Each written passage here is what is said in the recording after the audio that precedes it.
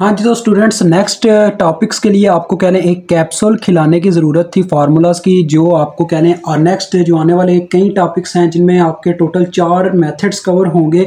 तो ये आपका मॉड्यूल 6 है, जिसमें कह लें कि आपको अगर ये कैप्सूल ना खिलाया जाए तो आप कंफ्यूज हो जाएंगे। डेट्स वाई मैंने ये कैप्सूल तैयार किया है। इनको इस तरह से बच्चों अरेंज किया गया इन इक्वेशंस को कि आप एक मेथड के साथ दूसरे मेथड को रिलेट करके उसका फार्मूला कह लें याद कर सकते हैं। यानी जहाँ पे आपको 6 से 7 फार्मूला याद करने पड़े, वहां पे आप 3 से 2 इक्वेशंस को याद करके अपना काम चला सकते हैं। ठीक है, तो जरा गौर कीजिएगा बच्चों। मेन इसका मेथड का नेम है, एक मेथड है जिसके कह लें कई ऑर्डर निकाले गए, सेकंड ऑर्डर, फर्स्ट ऑर्डर, उसके बाद थर्ड ऑर्डर, उसके बाद fourth order, then it's higher order, यानी कि इसका nth ऑर्डर तक चलता है इसका काम। हमारे जो कोर्सेज हैं उसके अंदर ये 4th ऑर्डर तक है। ठीक है जी, तो इसका नाम था बच्चों रंजी कोटाज मेथड। ठीक है, अब ये कुछ लोग इसका मजाक भी उड़ाते हैं। ये देखें, ये मैंने आखिर में लिखा हुआ है इसका पूरा नेम, इन रंजी कोटा।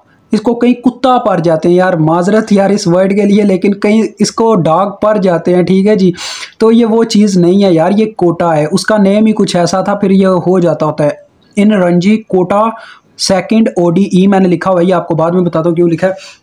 तो मैं इसको नहीं यार, इसका नाम बात करते हैं रंजी फर्स्ट ऑर्डर में। देखो बच्चों, रंजी के मैंने आपको बताया टोटल हमारे कोर्स में 3 से 4 इसके ऑर्डर आते हैं डिफरेंशियल इक्वेशन। ठीक है, इसका पूरा है first order differential equation stand. ठीक है जी, तो वो कहता है Ranji first order differential equation में जो हमारे पास मेथड होता है उसको आयलर्स मेथड के नाम से भी जाना जाता है। और यही आपको यहाँ पे कंफ्यूजिंग मिलता है कि बच्चे ये चीज़ नहीं समझ पाते कि मेथड कौन सा आया हुआ है, रंजी आया हुआ है या आयलर आया हुआ है। तो यार ये दोनों एक ही चीज़ हैं।